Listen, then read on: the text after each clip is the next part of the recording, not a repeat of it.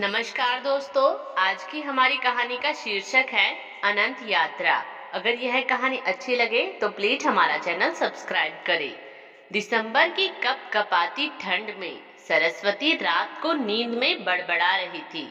अमन बेटा, आओ ना, तुम्हारी मम्मी का पैर अकड़ रहा, बहुत ठंड है। स्कूल से लौटकर जाड़े में तुम पैर की बढ़िया मालिश करते थे। अपने विशाल घर में 70 वर्षीय रिटायर्ड कर्नल साहब पत्नी के साथ निवास करते थे और कर्नल साहब उदास मन से सरस्वती को लेटे देख रहे थे और बोल पड़े, अभी सो जाओ, कोई अमन नहीं सुनेगा।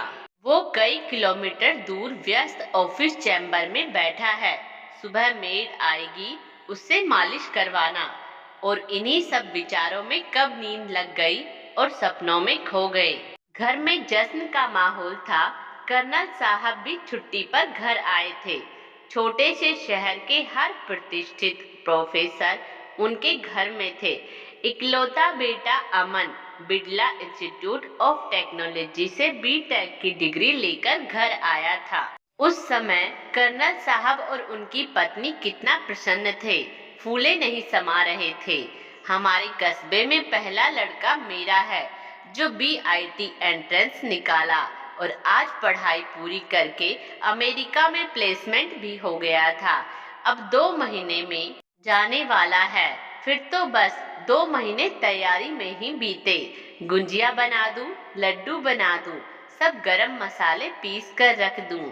दिन भर चक्कर गिन्नी की तरह सरस्वती घूमती रहती और शाम को अमन आकर अपनी मम्मी के गले लगकर बोलता, तुम्हारा बस चले तो ये पूरा घर तुम एक सूटकेस में रखकर मुझे दे दो। मुझे कुछ नहीं ले जाना, वहाँ जो मिलेगा वो खाऊंगा।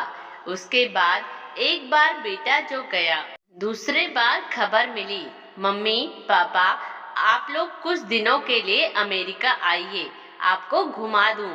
और वहां पहुंचने पर पता चला एक साउथ इंडियन लड़की से कोर्ट मैरिज है। बड़ी शांति से शादी हो गई।